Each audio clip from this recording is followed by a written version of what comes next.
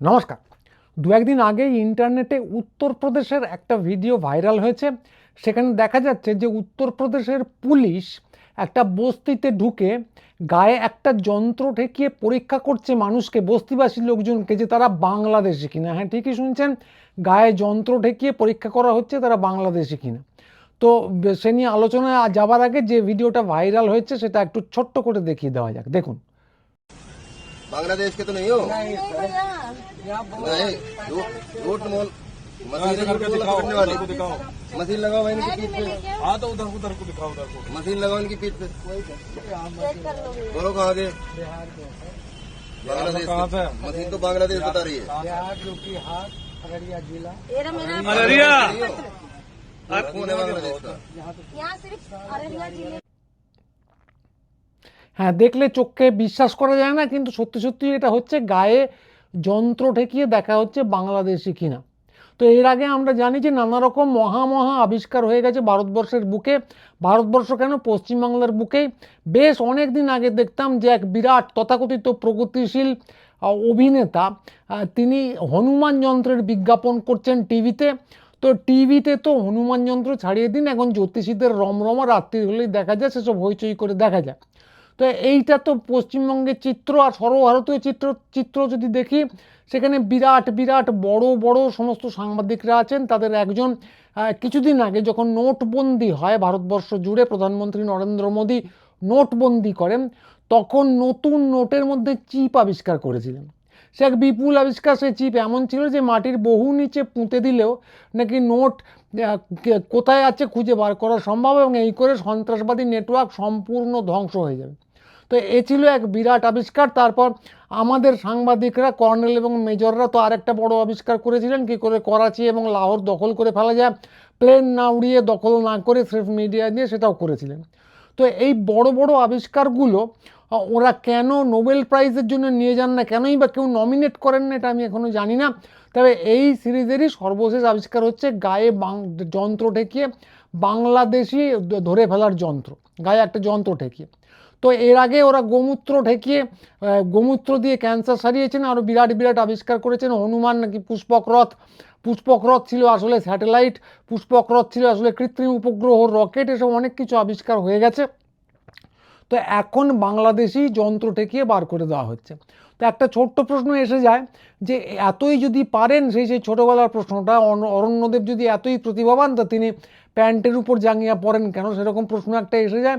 যে এরা যদি এতই প্রতিভাবান হয়ে থাকে, তাহলে কাশ্মীরে যখন উগ্রপন্থীরা ঢুকে, তো কথা অনুযায়ী ঢুকে পহেলগাঁওয়ে গাদা গাদা লোককে এক এক করে পিঁপড়ের মতো খুন করে ফেলল, যন্ত্র ঢেকে সেটা তারা উদ্ধার করতে পারেননি কেন? যন্ত্র হোক, পুষ্পক রথ হোক, স্যাটেলাইট হোক, যত তাণ্ডব শুধুমাত্র পশ্চিমবঙ্গের ভারতীয় বাঙালিদের উপরে।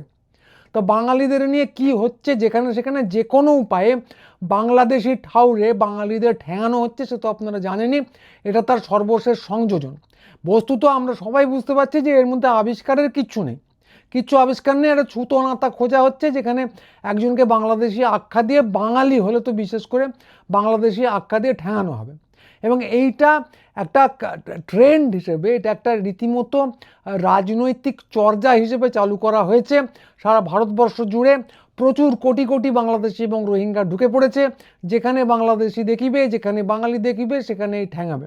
এটা একটা বিপজ্জনক ব্যাপার। এবং তার চেয়েও বিপজ্জনক যেটা, যে আমাদের বাঙালি বুদ্ধিজীবীরা, বাঙালি যারা মিডিয়া মুঘল আছেন এবং যারা বিভিন্ন রকম টক শো দিয়ে আলো করে বসে থাকেন, তারা এটাকে রীতিমতো সমর্থন করে যাচ্ছেন, হয় সরাসরি কিংবা ঘুরিয়ে। তো কেউ বলছেন যে এটা তো আসলে অর্থনৈতিক রুটি রুজিতে ভাগ বসালে তো এরকম হতেই পারে, যেন পশ্চিমবঙ্গে গাদা গাদা লোক এসে বসে আছেন বিহার উড়িষ্যা থেকে, তারা রুটি রুজিতে ভাগ বসাচ্ছেন না, তাদেরকে লোক ধরে ঠ্যাঙাচ্ছে। এইটা কেউ কেউ বলছেন। কেউ কেউ বলছেন ডেমোগ্রাফি এমন বদলে যাচ্ছে যে এরকম একটা প্রতিক্রিয়া তো হবেই। তো ডেমোগ্রাফি বদলে যাচ্ছে, কোথা থেকে কিভাবে হচ্ছে সেটা আমরা জানি না। সম্ভবত হোয়াটসঅ্যাপ ইউনিভার্সিটি থেকে জেনেছেন। এবং এইগুলো কোনোটাই কিন্তু বিচ্ছিন্ন ঘটনা নয়। তো এর সঙ্গে আমরা দেখতে পেলাম যে টিভিতে দেখানো হচ্ছিল যে গাদা গাদা বস্তি ফাঁকা হয়ে যাচ্ছে, লোকে বিহারে ভোট দিতে যাচ্ছে, সেই বস্তিগুলোকে দেখানো হচ্ছে যে বাংলাদেশি হিসেবে, এবং সীমান্তে কিছু লোকের ভিড়, ওই 100টা লোক বসে আছে, তাদেরকেই কুমির ছানার মতো করে দেখানো হচ্ছে যে এই দেখুন কত বাংলাদেশি এখানে ভিড় করে বসে আছে। তো এই যেগুলো আমরা দেখছি এগুলো কিন্তু কোনোটাই বিচ্ছিন্ন ঘটনা নয়, একটা প্রচার যন্ত্র। হিটলারের জার্মানিতে যেরকম একটা বিরাট প্রচার যন্ত্র চলছিল একটা স্বৈরতান্ত্রিক ফ্যাসিবাদী ব্যবস্থা কায়েম করার আগে, অবিকল সেই জিনিস চলছে। একদিকে চলছে প্রোপাগান্ডা, একদিকে চলছে অপছন্দ মতো খবর বাদ দিয়ে দেওয়ার ঘটনা। এই এটার সঙ্গে কোনো সম্পর্ক নেই, কিন্তু দু একদিন আগে অনিকেত মাহাতো পদত্যাগ করেছেন জুনিয়র ডক্টরদের যে সংগঠন ছিল তাদের সেখান থেকে। তো সেটা চারদিকে আলোচনা হয়েছে। কেবল আনন্দবাজার পত্রিকা গতকাল সেই খবরটা কোথাও খুঁজে বার করতে পারেনি, আজকে বার করেছে কিনা জানি না, কিন্তু গতকাল কোথাও ছিল না। তো এইটা হচ্ছে না দেখানোর কৌশল। তো ওরা যখন আরজি করে নিয়ে গুজব রটানো হয়, যখন বলেন যে একটা বিরাট পর্ণচক্র চলছে, 25 বছর ধরে লাশের সঙ্গে সঙ্গম হচ্ছে, এবং সেই খবর প্রথম পাতায় ছাপেন, সেই খবরটা তারা গোমূত্র বা সূত্র থেকে আবিষ্কার করতে পারেন। কিন্তু একটা জেনুইন খবর যেটা চারদিকে হচ্ছে এবং লোকের জানা দরকার, যে কোনো কারণেই হোক, অনিকেত মাহাতো দোষী না জুনিয়র ডক্টরসদের যে অ্যাসোসিয়েশন ছিল তারা দোষী, এর মধ্যে আমি ঢুকবো না, কিন্তু এটা গুরুত্বপূর্ণ খবর, এটা ওরা দেখাবেন না, কারণ ওদের ন্যারেটিভ অস্বস্তিতে পড়ে যাবে। ফলে এই যে কিছু জিনিস দেখাবো না এবং কিছু জিনিস দেখাবো, এবং একটা ন্যারেটিভ চালু করে দেবো মিডিয়া থেকে শুরু করে গোটা ভারতবর্ষের গোবলয় থেকে শুরু করে সমস্ত অংশের মানুষের মধ্যে, এইটা চালু করে দেবো, এটা কিন্তু একটা খুব সুস্পষ্ট কৌশল। এই কৌশল দিয়ে আবার বলছি, বাঙালিদেরকে কোণঠাসা করার চেষ্টা করা হচ্ছে বাংলাদেশি আখ্যা দিয়ে, এবং অত্যন্ত দুঃখের বিষয় কিছু কিছু বাঙালি বুদ্ধিজীবী, এমনকি কিছু কিছু হিন্দুত্ববাদী, তারা এটার সঙ্গে নাচছেন, যারা বাঙালি। যদি বিজেপি বা পশ্চিমবঙ্গে ক্ষমতায় আসে তাদের কি হাল করবে সেটা নিজেরাই দেখতে পাবেন, কিন্তু এই নির্বুদ্ধিতা অকল্পনীয়। তো তাদের নিজেদের সুবিধার জন্যই তারা শুধরে যান, অনুরোধ করছি। এবং পশ্চিমবাংলার কথা যখন এলো, পশ্চিমবাংলাতেও কিন্তু একটা বিপজ্জনক ট্রেন্ড দেখা যাচ্ছে। কেউ কেউ ওই হিন্দুত্ববাদীরা কেউ কেউ বলছেন যে বাংলা ভাষা আর বাংলাদেশি ভাষা আলাদা, যার কোনো মানে নেই। গোবলয়ে এইভাবে হিন্দি আর উর্দুকে একটা সময় আলাদা করে দেওয়া হয়েছিল ইচ্ছে করে, সাম্প্রদায়িকভাবে। তো সেই আলোচনায় আমি ঢুকবো না, কিন্তু বাংলা আর বাংলাদেশি ভাষা এই দুটোকে আলাদা করে দেওয়ার একটা চক্রান্ত, একটা চেষ্টা চলছে, এপারেও চলছে এবং ওপারেও চলছে। ওপারে একরকমভাবে চেষ্টা চলছে, এপারে আরেক রকমভাবে চেষ্টা চলছে। ওপারের চেষ্টা নিয়ে আমরা বলেছিলাম কয়েকদিন আগে অনুষ্ঠানে যে কী কী হচ্ছে, কী কী ঘটে চলেছে, ভয়ঙ্কর ঘটনা। এবার এপারে কী কী হয়েছে সেটাও কিন্তু আপনাদের জানা দরকার। দু একদিন আগেই শ্যামনগরে একটা স্থানীয় বইমেলায় একদল মানুষই বলছি, হিন্দুত্ববাদী, তথাকথিত হিন্দুত্ববাদী তকমা নিয়ে তারা একটা স্টলে গিয়ে ভাঙচুর করেন স্থানীয় বইমেলায়। কি তাদের কি দোষ, কি অভিযোগ, না তারা নাকি বাংলাদেশি বই বিক্রি করছিলেন। পশ্চিমবঙ্গে বাংলাদেশি বই বিক্রি করা নিষিদ্ধ হয়ে যায়নি।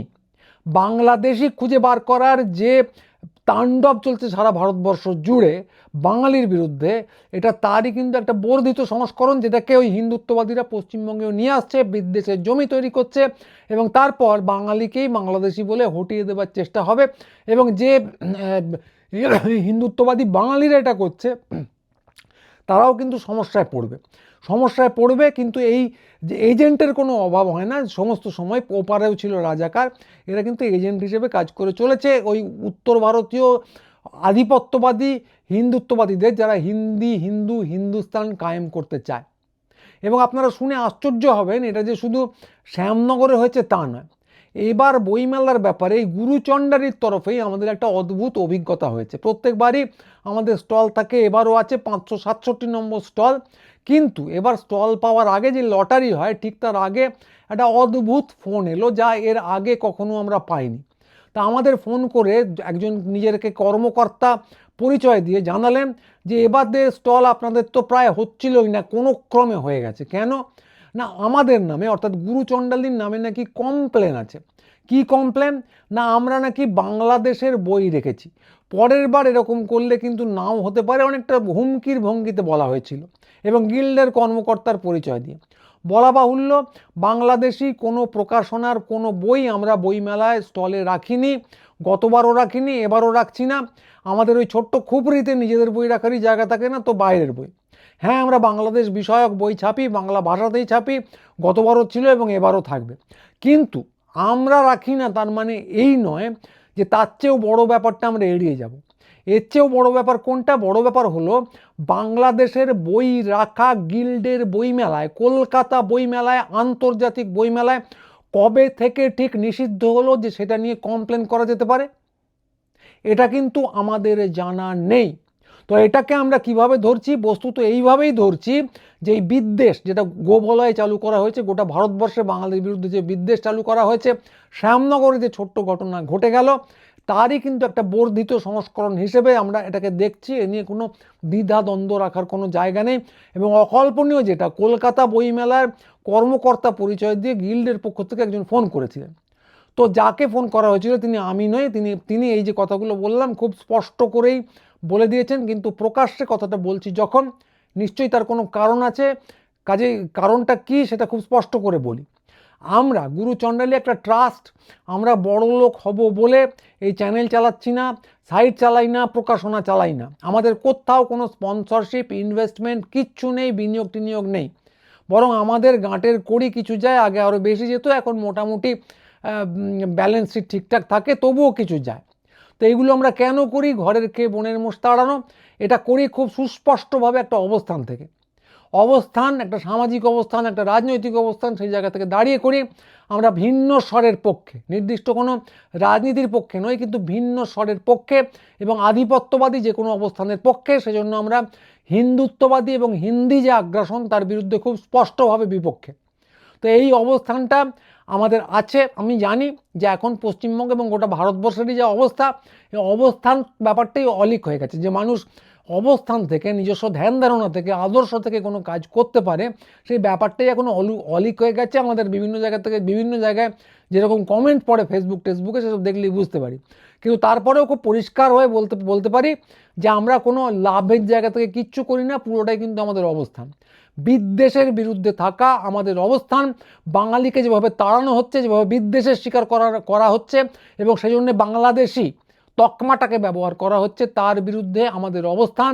প্রতিবেশী দুটি রাষ্ট্র আছে, ভারত এবং বাংলাদেশ, তাদের কূটনীতি আলাদা, রাষ্ট্রীয় নীতি আলাদা, এসবই ঠিক আছে। তাদের মধ্যে রাজনৈতিক শত্রুতা তৈরি হতে পারে, না হয় কাম্য, কিন্তু হতেই পারে। কিন্তু দুই বাংলার লেখালেখির মধ্যে, ভাষার মধ্যে কোনো রকম বিদ্বেষ তৈরির প্রচেষ্টা একেবারেই ছোট ব্যাপার নয়, এবং আমরা ছোট্ট হিসেবে নিচ্ছিও না। এটা একটা আদর্শের প্রশ্ন, এবং সেটা যদি করা হয় কোনোভাবেই ছেড়ে দেওয়া হবে না। গিল্ড অবশ্য সরকারিভাবে এরকম কিছু জানায়নি যে তারা বাংলাদেশি বই বা বইয়ের বিরুদ্ধে কোনো ব্যবস্থা নিচ্ছে আন্তর্জাতিক মেলায়, অথবা এই জিনিসও জানায়নি যে তারা কোনোভাবে বাংলা ভাষাকে দুই ভাগ করার পক্ষে। এবং গিল্ড, পাবলিশার্স এবং বুকসেলার্স গিল্ড গদি মিডিয়ার সহযোগী হয়ে বাংলাদেশি বই নিষিদ্ধ করে দিয়েছে, এরকম শুনিনি, সরকারিভাবে কিছু হয়নি। গিল্ডের এরকম কোনো অবস্থান নেই, সেটা সরকারিভাবে ধরে নিচ্ছি। কিন্তু কোনো খুচরো কর্মকর্তা বিদ্বেষ তৈরি করার চেষ্টা করছেন, গোবলয়ের ওই যে আধিপত্যবাদী নীতি সেটা বাংলায় আনার চেষ্টা করছেন। এটাকে কিন্তু আমরা সহজভাবে নিচ্ছি না, এবং এরকম হলে সহজে ছেড়ে দেব না, কারণ বার্তাটা আসছে গিল্ডের নামে। কথা খুব পরিষ্কার, আমরা কারো ধার ধারি না, আমাদের কিচ্ছু এসে যায় না। খুব পরিষ্কারভাবে এই বার্তাটা সেজন্য আমরা দিতে পারি, কারণ আমরা কোনো নৌকোয় কোথাও পা রেখে নেই। তো এই বার্তাটা আমরা খুব পরিষ্কারভাবে দিয়ে দিলাম। তা আমাদের এই বার্তায় অনেকেরই খুব অসুবিধে হয়, সেটা আমরা জানি, নানাভাবেই টের পাই। আপনারা জানেন যে কয়েকদিন আগে আমাদের চ্যানেল এবং ফেসবুকে আমার প্রোফাইল বসিয়ে দেওয়ার চেষ্টা করা হয়েছিল একটি স্বনামধন্য চ্যানেলের পক্ষ থেকে। তো সেসব হয়ে থাকে, নানা জিনিস হচ্ছে, খুচরো আক্রমণ নানা জায়গায় হয়, সেসব বলিও না, কারণ এরকম হবে এরকম প্রত্যাশিত। এবং আমরা বইমেলাতেও, কলকাতা বইমেলাতেও প্রত্যেকবারই একটা ছোট্ট ঘুপচি 100 স্কোয়ার ফিট স্টল পাই, এবং এবারও তাই পেয়েছি। 200 চেয়েও পাইনি। গত বছর দশেক ধরে এটা চলে আসছে, বারবার চেয়ে আসছি এবং বারবার পাচ্ছি না। আমাদের বই ধরে না স্টলে, লোকে ভিড়ের চোটে ঢুকতে পারে না স্টলে, এবং সেই একই সঙ্গে নাকের ডগা দিয়ে অনেকেরই, যারা মাছি টাছি তাড়ান, অনেকেরই স্টলের আকার বেড়ে চলেছে দেখতে পাই। অনেকে আমাদের পরে শুরু করেছেন, অনেক, তাদেরও আকার বেড়ে চলেছে মাছি তাড়ালেও। তো সে যাই হোক, তাদের উন্নতি হোক, তাদের প্রতি আমার কোনো বিদ্বেষ নেই। কিন্তু আমাদের বই এবং পাঠক সংখ্যার হিসেব করলে আমাদের অনেক আগেই বড় স্টল কথা পাবার কথা, যেটা হয় না। তো কোথাও একটা কিছু নিশ্চয়ই হচ্ছে, কেউ নিশ্চয়ই ভাবছেন ওই কর্মকর্তার মতো, তথাকথিত কর্মকর্তার মতো, যে এদেরকে বাড়তে দিলে মুশকিল। তো কে ভাবছেন জানি না, কিন্তু কথা খুব পরিষ্কার, ভিন দেশে হোক, পশ্চিমবঙ্গ থেকে সোনালী বিবিকে বাংলাদেশে পাঠিয়ে দেওয়া হোক, বাংলাদেশি আখ্যা যেখানেই দেওয়া হোক, পশ্চিমবঙ্গের বাইরে হোক ভিতরে হোক, তার বিরুদ্ধে আমরা আছি, থাকবো। প্রতিপক্ষ যতই শক্তিশালী হোক আমরা কেয়ার করি না, খুব পরিষ্কার কথা। আমরা ফুঁড়ে বেরোবই, যে কোনো জায়গা থেকে আমাদের প্রতিবাদ রেজিস্টার করব, বলতে দিন না দিন আমরা করবই। তো যাই হোক, এবারে আমাদের স্টল আছে বইমেলায়, সেটাও বলে রাখা ভালো। আগেই বোধহয় বললাম যে স্টলের নম্বর হচ্ছে 567, 9 নম্বর গেটের ঠিক সামনে, অর্থাৎ সল্টলেকের যে করুণাময়ী বাস স্ট্যান্ড আছে সেখান থেকে যে গেটটা আছে একটু পিছনের দিকে, সেটা দিয়ে ঢুকলে লিটল ম্যাগাজিনের ঠিক উল্টো দিকে আমাদেরকে পাবেন। তো আমাদের এখনও খুপড়ি স্টল, সেখানে এবারও ভিড় হবে, লোকজনকে অপেক্ষা করতে হবে। যারা আসবেন তারা অনুগ্রহ করে একটু ধৈর্য ধরে থাকবেন। সেটা আমাদের জন্য নয়, আমরা যেহেতু 100 স্কোয়ার ফিটই পাই, আমাদের কিছু করার নেই।